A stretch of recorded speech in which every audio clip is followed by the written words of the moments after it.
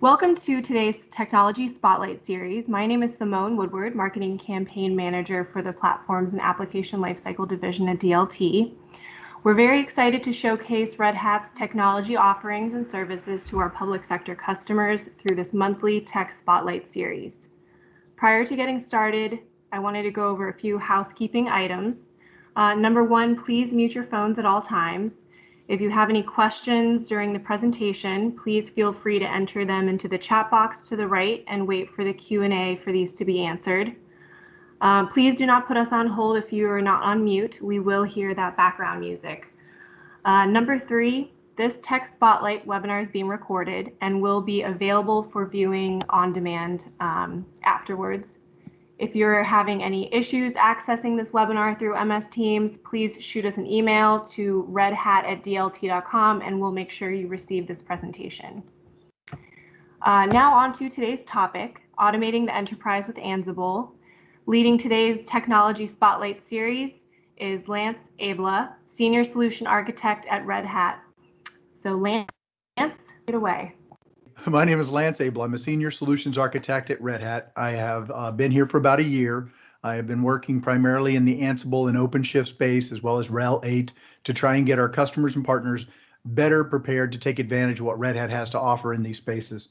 I cover the federal area of North American public sector, and I am part of the business development. So my job is to help make everyone better at consuming and utilizing our functionality and features. So here's our agenda. We're going to start off with Hero as Code. It's a story we've been kicking around for 2 to 3 years, and it's kind of been dusted off and modernized. I'm going to talk about that to get us moving. Then we'll look at Ansible introduction. I'll give you a brief picture of some use cases and benefits, some kind of win stories that we've had in the world. Look at Ansible Engine, what the main part of Ansible is. We'll take a look at Ansible Tower, which has an additional set of features and functions beyond basic Ansible. We'll have a quick wrap up on a couple of things. I'll show you some resources, and then we'll go to Q&A. My target is to be done in 50 minutes from now. So let's get started. For those of you that read the book or listened to the book Phoenix Protocol years ago, it kind of showed us as a mirror what was wrong with IT. We make a lot of bad decisions. We're great. We do great things all the time, but we still have hiccups. We still do things that may be a little bit short-sighted. So one of the things you might recall from the book is the idea of systems thinking. And systems thinking is this idea that we're going to take apart anything we're doing and try and improve it. So understand, if we're in the industry of trying to perform any function, we are typically starting with some concept ideation, if you will, saying, hey, this would be a great idea. Let's make this happen. From ideation, we go through some approval process where it's vetted and determined how much money should be spent, how much time, and so on. It bounces into development, where the developers go and build the code and the pieces and processes necessary for it to work. It's sent to implementation, data center management team, and everybody else. Then it's run through testing to make sure that it's actually hitting the goal we initially set or adjusting as necessary. Final QA before we launch, and then we actually launch, and it goes into production. This final process, this process as a whole, we are all basically cooking in the broth of time. Everything will be judged somewhat on how much we spend, but I've never seen a company hit the target on what they were going to spend. Where they really do beat themselves up is if time passes and they missed the target.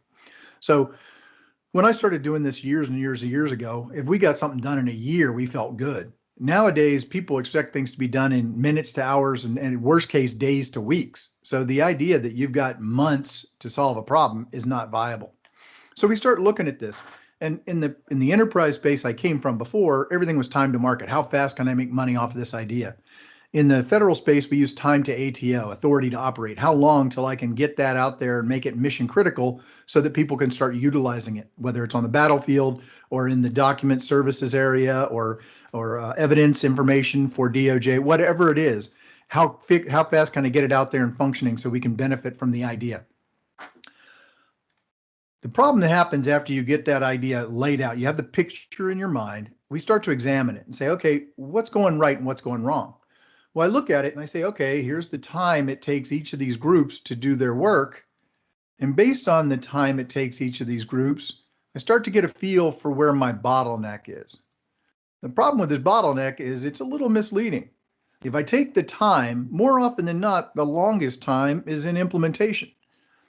The downside with this short-sighted view is we may be looking past the right answer and just targeting someone. Now, don't get me wrong, upper management in general and lower management as well can often lock in on something and not actually think it through. So we all make bad decisions. That's part of just being in business, learning from our mistakes and moving forward.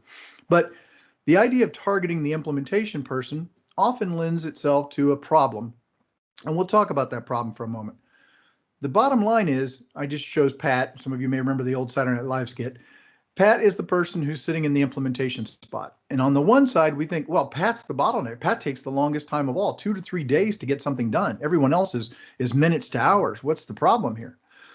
Well, the problem is that Pat is doing probably the most, if we take it task by task, probably doing the largest number of tasks and often the most difficult task. Checking a box in an approvals email is a little bit less work than standing up servers, rack and powering servers, getting everything configured, standing up the applications, ensuring the code is deployed correctly, ensuring security envelopes are maintained. All of those things take time. And there's a relationship where something can't happen until something else is completed. So all of these steps actually work to make that person slower because of the amount of the work they're doing. We have to think of Pat in a different way. First off, Pat is the hero of the story. Pat is doing the largest share of work, the most critical share of work. And in most cases, we know these people, we've worked with them. They are the guru, they're the go-to. I have people I will literally stop what I'm doing and call and say, look, I need an answer and I need to know it's the absolute perfect best answer. Can you get me that information on this topic? And I know who to go to. So we all know the Pats of the world, the heroes that we turn to. So they're important, they're critical. We should celebrate their existence and their availability. But we can't overlook the fact there's a lot on their plate. And as they get better and better at doing more and more quickly, the downside is they become very quickly targets for buses and recruiters. And if you've worked anywhere long enough, you've seen these people rise up in capability, maybe get more and more pressure, and either they get pulled out of the position where they're really helping the company into a management role where they're not as hands-on as they need to be, or they get yanked to another company, or something happens. We have had many people over my tenure, over my lifetime, I've watched a lot of people age in this industry and then have, health issues. So the stress can be too much in some cases. So all of these things are working against the target, which is to get Pat to be able to perform at a high level with reasonable stress and keep them happy and safe. That's our goal. So as I'm looking at this from a systems thinking, I have to say, what are my options? How do I fix this problem? Well, if I'm having a bottleneck, one option is I slow the input. So I can simply say, you know what? Ideation is a much more gated process. I make it much harder for ideas to come to light. Not necessarily a great way of doing things, because now if I'm in a competitive marketplace, federal government typically isn't, but if I'm in a competitive marketplace like enterprise, while I'm slowing down my ideation to production timeline, other competitors are taking my market share because they can do it faster, they can do it better, they get more things out. Not everything succeeds. So if a percentage succeeds, I need more hits to have it, more swings at the pitch to have a better chance at a hit. Secondarily, I can go in here with option 2 and say, you know what we need? We just need more Pats. Let's go out and hire as many Pats as we can. Well, theoretically, at first glance, that'll solve my problem, but it pays negative dividends. And let me explain. Once I have 5 people, if you've worked in an organization for any period of time, 5 gurus have 5 different ways of solving the same problem. And the problem that immediately causes is downstream in test and QA, everything that was coming from one person, and so they could standardize the process of testing and Q&A. Now they've got to learn 5 different ways people think, 5 different processes. Everything's going different directions. Troubleshooting and security are now lessened because we have derivatives, some of them holistically different designs on how things should be done. So that may be a short-term benefit, but you'll see over time, it basically just moves the bottleneck to another area. And it increases the risk in production because you have so many different ways of doing things arriving in the final state. The third option is what we think is the right and best answer. And that third option is that we take that implementation person and we turn them into a conductor. I don't need them to necessarily keystroke everything. I definitely don't need them to keystroke it more than once. So we've all lived in the world of automation, right? We've all lived with scripts, shell scripts, Perl scripts, whatever, for decades. The truth of the matter is, if you have those, they're cool, except you still have the problem that one person wrote it, one person really knows what they're doing, and somebody else will either do it differently or they have to wait till that person can answer a question on how to modify it. So we want to come up with a standard construct, and that's what Ansible attempts to do, is to give us a standard construct, very simple, very low cost and level of entry. You can get into it in the day you actually learn about it. And then take that and give you the tools to automate and orchestrate the functionality of implementation. And when you get in that situation where it is repetitive and it is duplicated and it is the same process, the same way, no matter who touches it, then you can start to speed up testing in QA, because now those processes will always see variations on the exact same core concept. And your production will not only be faster and better, but it will be safer, because you'll close off a lot of configuration issues and security loopholes that you didn't mean to open up because you had multiple people doing the design. So that's our idea. How do we get our hero, Pat, in this situation to take advantage of the tools available? Well, we have two products that are basically hand-in-glove products. Ansible Automation from Red Hat. This is the open source, enterprise-ready, subscriber-based Ansible version. And then Tower. And what Tower does is it says, look, Ansible on the left is really, really cool, but Ansible on the left is command line. For me to do this at a company at scale, I really need something that makes it possible for everybody to work together. That's what Tower brings to the market with the GUI and the tools that are there. We'll look more at that later. So that's it. We're going to dive into Ansible Technical now. Hopefully that 10-minute drive-by on the hero as code helps you to understand why we're going down this path. Now, quick sidebar. I've been in this industry and dealt with things from the very beginning with different things like even the first versions of SNMP. And if you look at the things that were going on, everybody would buy into it, but then they'd say, hey, well, I don't want to give away my proprietary tools. I don't want to expose or open the kimono. I don't want to expose myself to vulnerabilities or competitive threat. So everyone would put a toe in the water, whether it was SNMP or SMIS or whatever. They would put a toe in the water to some of these types of tools, but they would hold back the key secret sauce, if you will, the key ingredients to make something special. We had Puppet and Chef and Terraform and other products out there, SaltStack. All these products exist. The downside with many of those products is, first off, they're a little more complicated. Many of them have agents. And third, and most important to me, I have to wait for that company to go pick up the newest features and functions from the other vendors. Where Ansible shines is the fact it's open source. And for the first time in my life, I'm seeing every company that exists saying we're in and throwing everything into it, whether it's Cisco and Juniper, whether it's NetApp and EMC and HP, all these different vendors, HPE, all these different vendors are working together to put out their materials so that they can take advantage of this shared resource for automation and orchestration. So that's a big piece of where Ansible has suddenly taken off. And that's key to the success it's had over the past few years and why we believe it's going to be the answer to most problems in automation and orchestration decades up into the future. So why Ansible?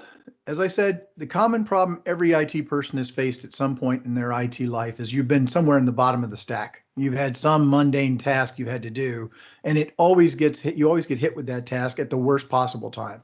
I need to get something done, and I need to do it. I get notified Friday at 4 that I need to have it ready for Monday. There's a problem with that.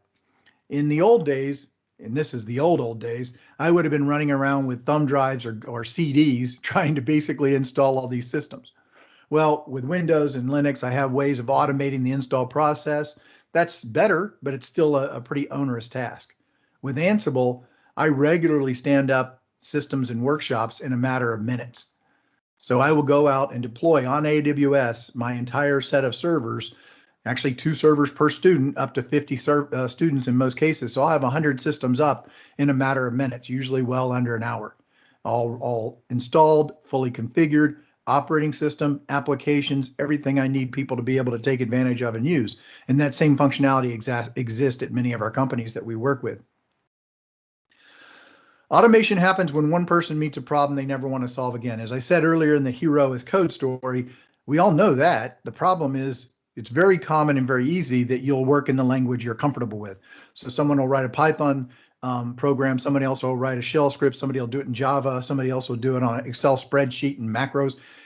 I've seen everything. The downside is that doesn't translate well from one person to another. Ansible is trying to create a standard construct for all of us to share and use. So why Ansible? One tool to do it all. Simply put, Ansible as an actual application has over 3,000 modules. This is coming up on a year old. I need to do another count. But as of last May, 3,387 modules.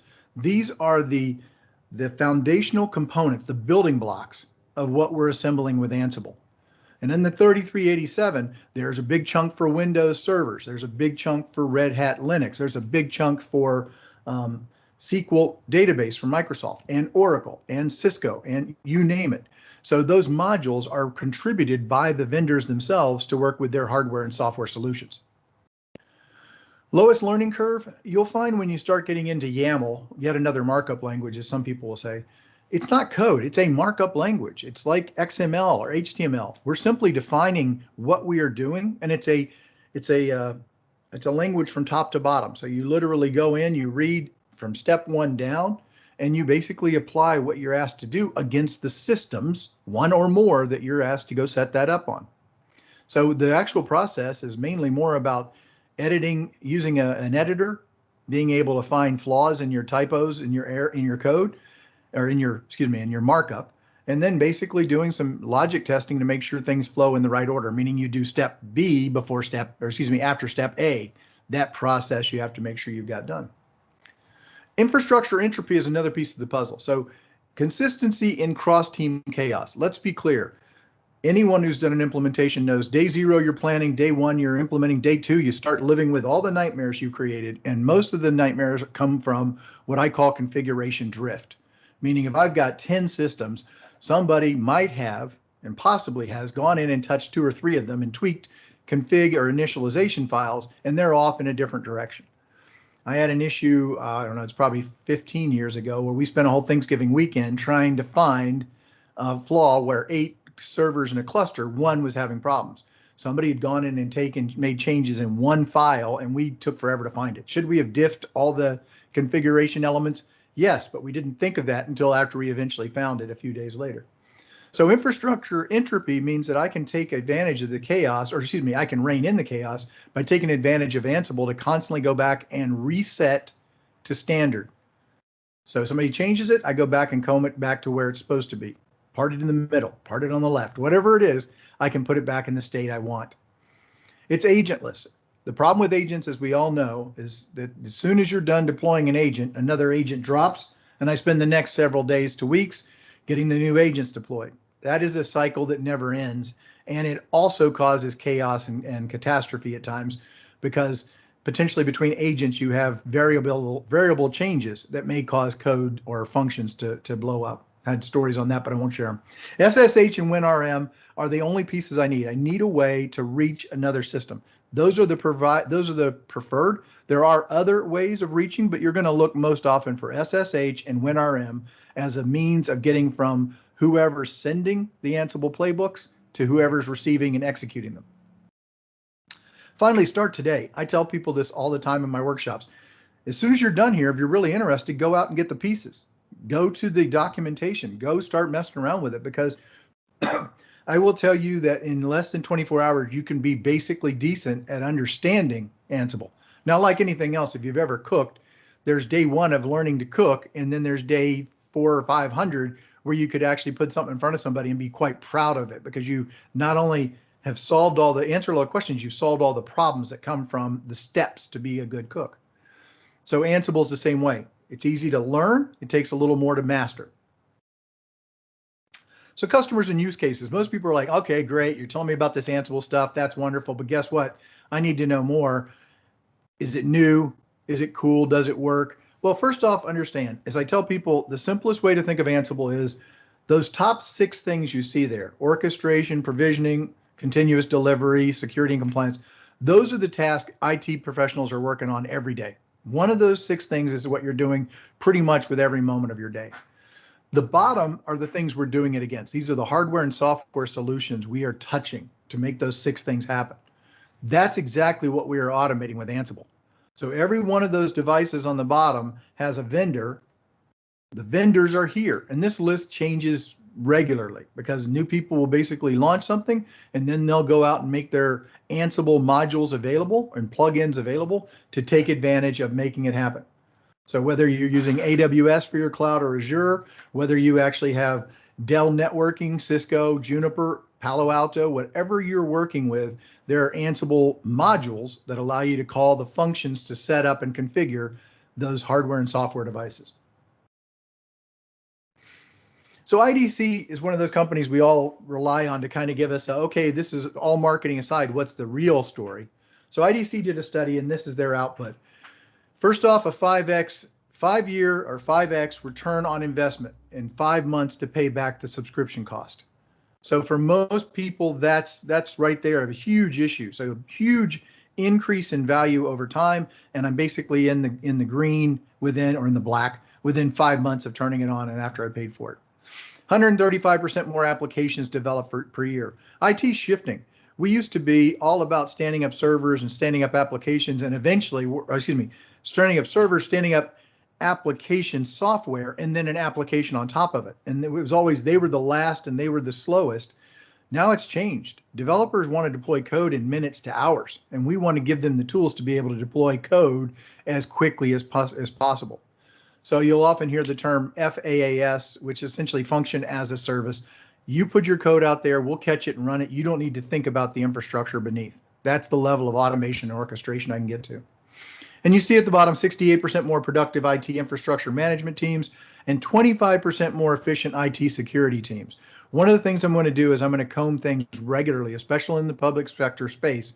I'm going to comb things regularly to reset security. When you think about security, think of it in 2 ways. Number 1, I'm locking all my doors. Number 2, I'm regularly checking to make sure the doors are still locked. So that is the process I'm going to use Ansible to go through and constantly check and double check. So I'm going to use SCAP and OpenSCAP to go in, scan for vulnerabilities, close off those vulnerabilities, go look for new updates where people found some new bug or loophole, and go apply that quickly and easily to my systems. Here are the companies that I show as just a handful of the companies that are deployed. One of the ones I think is most noteworthy is in color at the top, Microsoft. Think of all the resources and tools Microsoft has available at their disposal. But Microsoft networking inside of Microsoft as an organization is all Ansible. We help them set it up. Not only did we subscribe them to it, but we help provide the service to get them stood up so they could do all of their massive network management and configuration using Ansible as a tool base. If you're looking for like proof points or some important buzz terms or kind of hero numbers, these are the numbers from the companies at the bottom. 75% decreased delivery time, 99% reduced work hours for updating, 50% reduced IT management time, 3,000 hours per year saved. You see the numbers.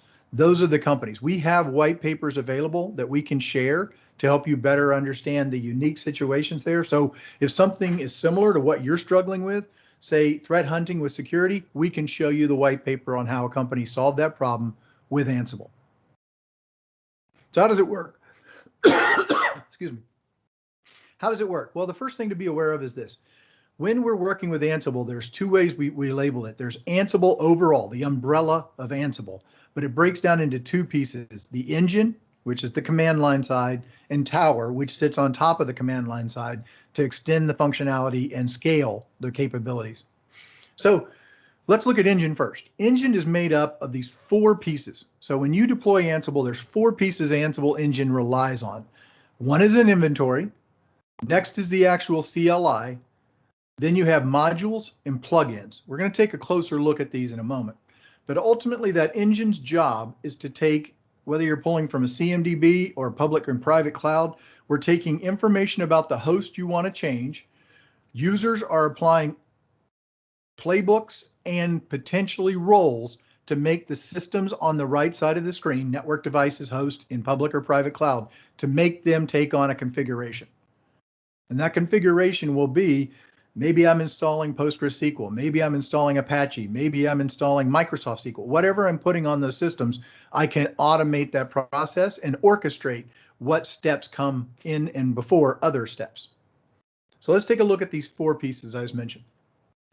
An inventory file is, to start with, you can just create a basic file under Etsy Ansible that's called host. That's what you'll do in our workshop if we ever get you in the workshop. But you'll simply set up a text file that groups fully qualified domain names into easily used group names. So in this picture, there are 3 DB servers and they're all under DB. So now if I want to execute a Ansible playbook against those servers, instead of saying run against db1 example.com, I simply say DB. And the playbook will run against however many entries are below DB in this file. Now there's a little more. We can have other files and they're different names, but that's generally where they'll be. And they are simply a way for me to group or create a container that holds fully qualified domain names or IP addresses and maps them back to a simple name that I can call very easily. So for example, if I want to touch 9 servers, I just call web, and the Ansible instructions will execute against all 9 of them.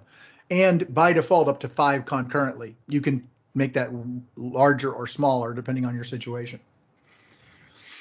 CLI, I can bounce right into, if I have it set up, I can bounce right into an actual command line and start running Ansible. So in this case, Ansible web, I'm saying I want this to run against the systems identified here under web, so 1 through 9. So I am essentially going Ansible web -m, m is the module, and ping is the module I'm calling. So this module ping is not ICMP, it's not Internet Control Message Protocol verifying IP. It works at the Ansible level. What it's doing is going over IP to ensure Ansible and SSH are available at the remote system. So it's going to connect and say, hey, I can talk to that system and he understands Ansible, you're good to run more commands. You see Ansible web command uptime, that's simply going over to that system and basically creating a command run, a separate instance to run uptime and tell me how long the system's been up. Web setup, I don't have time today to get into detail, but briefly, in the background, if you don't ask for it, Ansible will always run a setup command that you don't even see. And that command will come back with a list of facts. It's essentially all the variables about that system that Ansible brings back for you to utilize. You can use them to say, hey, if it's a Windows system, do this. If it's a Linux system, do that. So it's a set of configuration values on a remote system. It'll come back for everyone and it runs by default. Time, at some point, time may require you to turn it off to speed up the processing of Ansible, but it's on by default. And then you see Ansible web -m DNF. This dandified yum, but essentially DNF is going to do an install. In this case, we're going to verify that Git is there. And this is the differentiator for Ansible versus shell scripting or anything else. If I'm doing a script or any other function, as I go through that process, if I have a situation where I ask it to do A, B, and C, and A fails, I have to have error handling. And then I have to say, okay, now that A is okay, and I've got it tested back good, run B. That's an old school way of doing things. The way you work with Ansible is you think, what is my end state? So go back to the system here.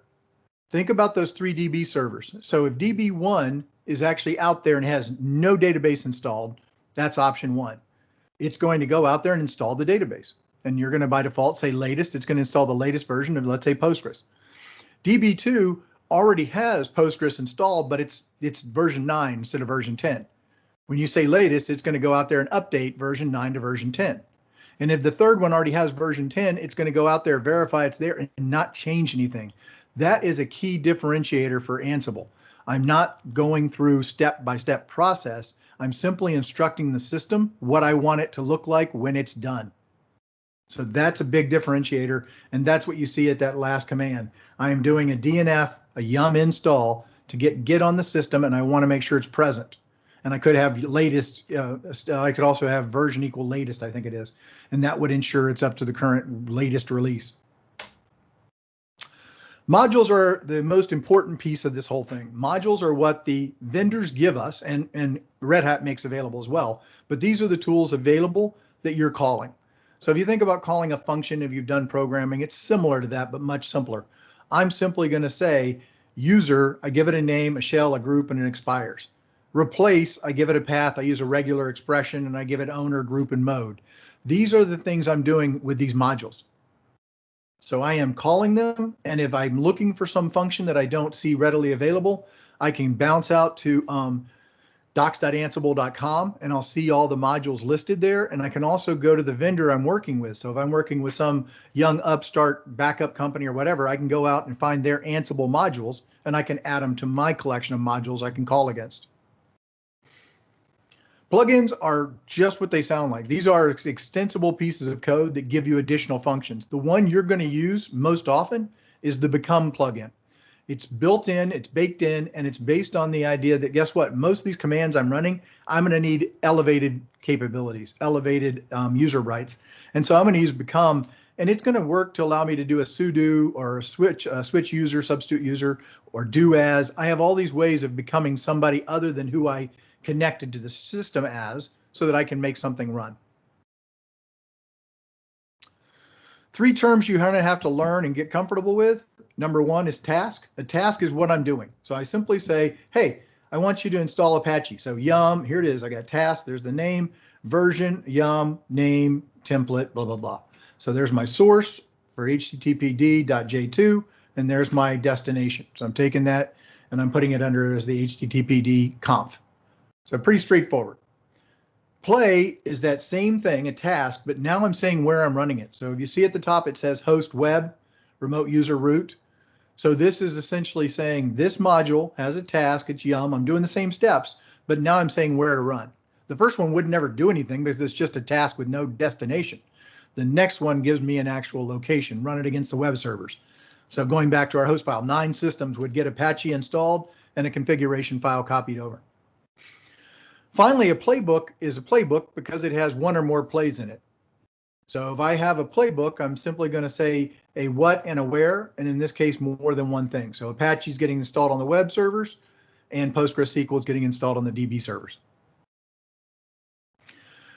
Roles are something we really leaned into in version 8 of RHEL. And what roles are about is the fact that if I start doing playbooks and I do Ansible, if I'm not careful, I can get these massive playbooks that become very difficult to maintain because they're just long pages of YAML, which is essentially plain text.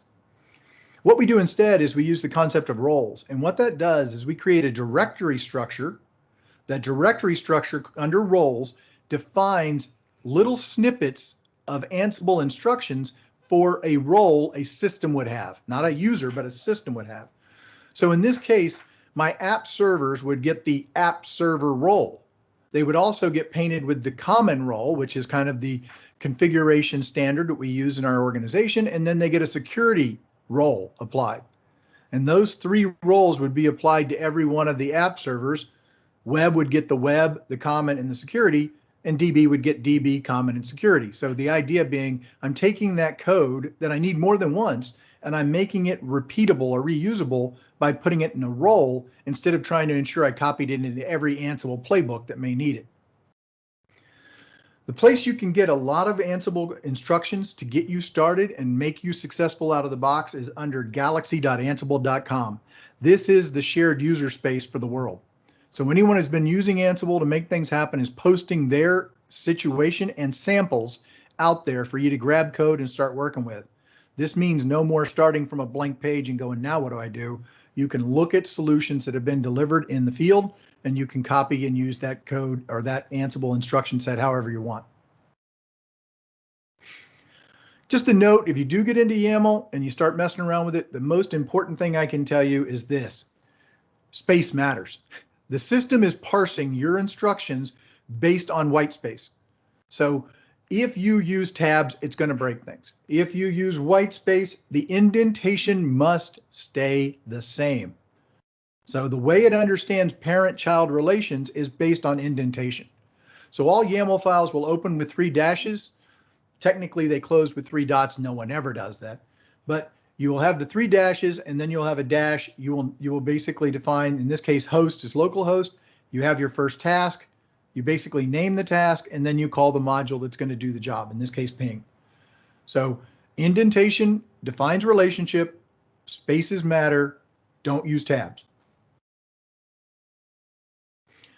So I took out this, this is a sample of what I mentioned earlier. When setup runs by default, whenever you execute an Ansible command, for every system it goes out and touches, it will collect all of this. This is not even the full list, but this is a sample of the data that's being collected in the background. Now, by default, if you don't do anything with this, it's going to come back, and then it'll either store locally on your system and it will end with the session, or one of the benefits that Tower brings to the table is the ability to take this data and log it into some log server, Splunk or Logstash or whatever you use, and collate it. But it also gives you the pieces you need to take advantage of certain functions. So I can say, if it is Windows, I want to run this piece of the Ansible. If it's another, I want to run another piece of Ansible. So it allows me to have some of that functionality brought back to me. So that's Ansible CLI. That's the engine. Let's switch gears a little bit and understand why Ansible Tower. So everything we've done so far is really good if you have one guru, one Pat hero that's doing everything, and they're just taking care of writing all this and deploying it and keeping on top of it and changing it. Again, downside, they could get hit by a bus. Other downside, they get recruited and leave the company, and suddenly everyone's scrambling to understand what their Ansible instructions did. What we recommend instead is we want this to scale, because if I look at an organization, they have a DB team, they have a server team, they have a data center team, they've got a networking team, security team, it goes on and on. Every one of these teams has their own Pat, their own hero. Great. The problem with the hero is that every one of them has their own way of doing it. And by department, I don't want to get one group in the way of another. Now, your world may be different, your mileage may vary.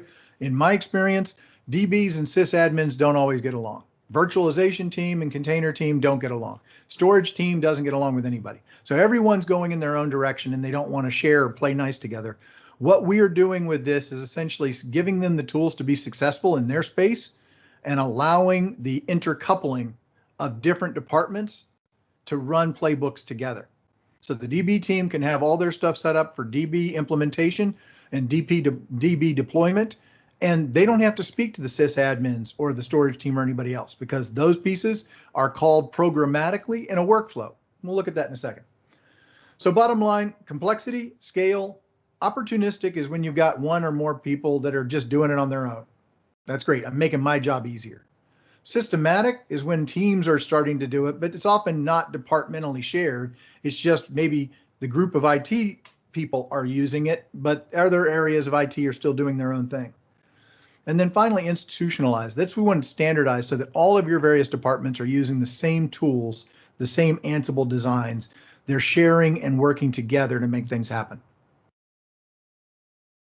So what does the Ansible Tower bring to the table? Well, 6 things quickly. First, push button user interface. So I go in there when I want to run a playbook, I literally click on the playbook, or I make it part of a workflow and I kick off the workflow and all the playbooks actually run. It has RESTful API, because we understand Ansible coming in is not going into a greenfield situation. There are management and configuration tools sitting out there today. They need to be able to understand what Ansible is doing. So RESTful API gives me the ability to hook them and pull that data over. Role-based access control. I'm flipping role to the other side. This is the user capability. So Tower gives me the ability to set up auditors, to set up implementers, to set up editors, to set up those different concepts so that different people that log in will be able to do different things in the GUI. You could have a person whose whole job is just go in and make sure the jobs run. This will remind you of the old days with backup software. Did the jobs run? Are the tapes offsite? Same concept. You can have somebody who literally does the work that never understood a thing about Ansible. That's not their job. Enterprise integrations, again, there's a big piece of this puzzle, which is credentials and being able to go where you need to go and do what you need to do. So enterprise integration is about tying into existing authorization systems. I mentioned centralized logging a minute ago. And the last most important piece, I think, for most people is workflows. This is how I set up a server for Project X. And I know that there needs to be 10 web servers, 5 database servers, and 6, data repository or data warehouse servers. I know what I need to put together as a workflow for those systems to be built, and I will simply create a flow process and kick it off, and it will go build those for me without any user intervention. I'm going to give you this deck so you'll be able to look at it later, but this is just showing the relationship. Engine sits here. It does these things down here against these devices from the vendors I mentioned before. Tower sits on top of it, and it basically provides GUI functionality to extend Ansible Engine. So I mentioned our enterprise authentication. It basically is the tool I use to hook into whatever is giving me the ability to say password and usernames match this. You're in or you're out. Role-based access control. Again, you can create users and groups, or teams as we call them in this app, but users and teams define who can do what. What can they see? What can they interact with? What's actually unclickable for them, and so on. The biggest thing I love about Tower, and this is the most critical thing you're going to face when dealing with Ansible, is you're constantly going to be giving important credentials out, like high level or low level, if you will, root access. Those credentials, if you're doing Ansible without any protections, you're essentially sending plain text. What this will do is it will allow you to create an encrypted vault and pass that information encrypted and protected. So this limits the chance that your information, for example, heaven help us if your AWS credentials get out in the wild and suddenly you get a bill for $10,000 for all this compute time last month because you put your credentials in plain text form. Not good. Inventory, again, inventory can be a host file, and again, it's in a location, etc Ansible. It can also be other files in that directory. It will work from a numeric alpha load order, but it can also be a CMDB. So what this does, it gives me the ability to create host and groups, but it also gives me the ability to go out and find sources for the inventory information. You probably are not doing this from a blank page. Inventory is already managed. It's already being done. We can pull that in and utilize it. Project is the logical collection of Ansible playbooks. So essentially with a project, we're going to define, and these may be reused from other projects, but we're going to define which things are part of this project, which are the tools we're using to make this job happen. Job templates, again, this is a piece we're going to put on top of this to handle three things: the inventory, the credentials, and the project that are going to make this thing happen. So we'll pull those three things together, and that essentially creates a job template. And then workflow, as I mentioned before, this is start at step one and do these things. And there is what you don't see in this picture is it doesn't show you, it does on the right-hand side, you can see a little bit, what to happen if it goes red. So what it will do is if it runs and it comes back success or unchanged, meaning I didn't have to do anything, it will go ahead and move to the next task. If in fact it goes through and comes back as failed and reports failed, which is the red lines you see here, wherever my mouse is, excuse me.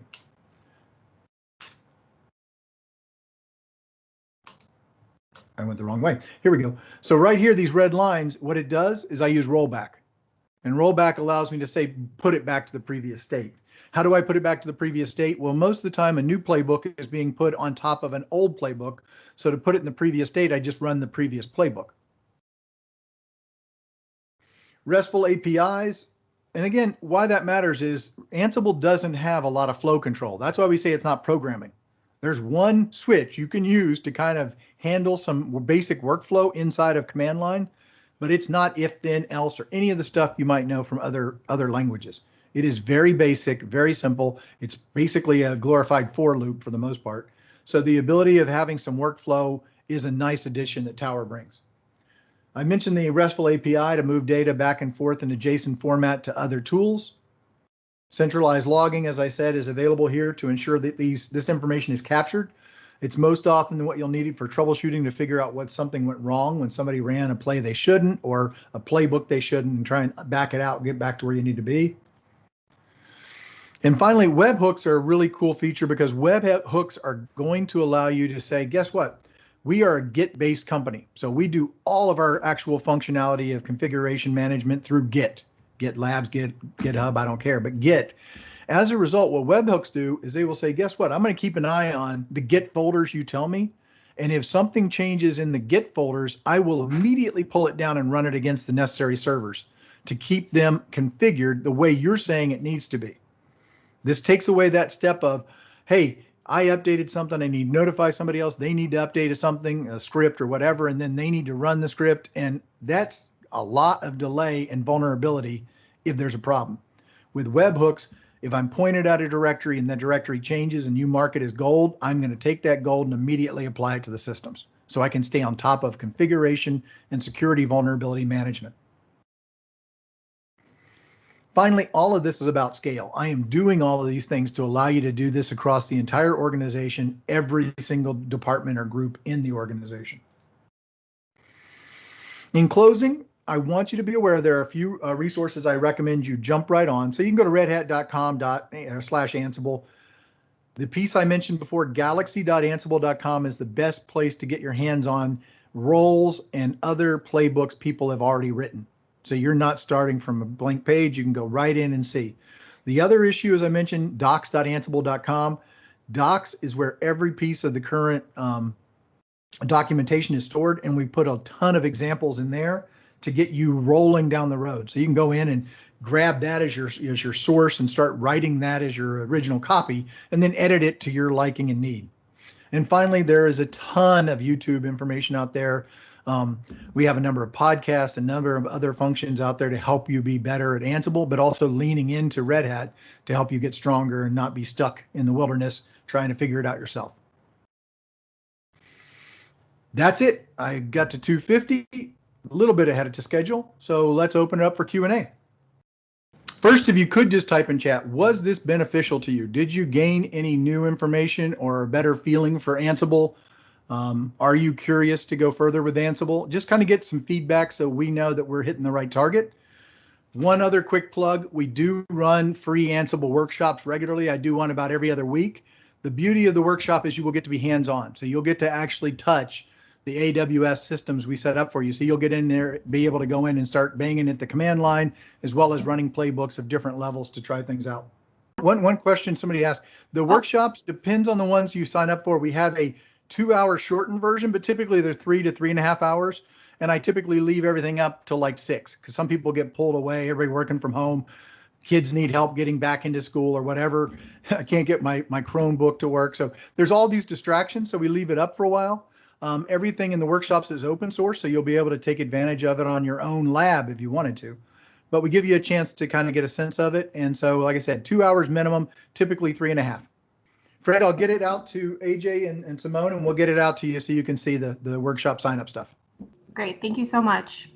Alrighty, thank you for everyone's time today. And just as a reminder, these do happen the fourth Wednesday of every month. So our next up and coming Tech Spotlight series will be in April, and that will cover OpenShift. So thanks again, everybody.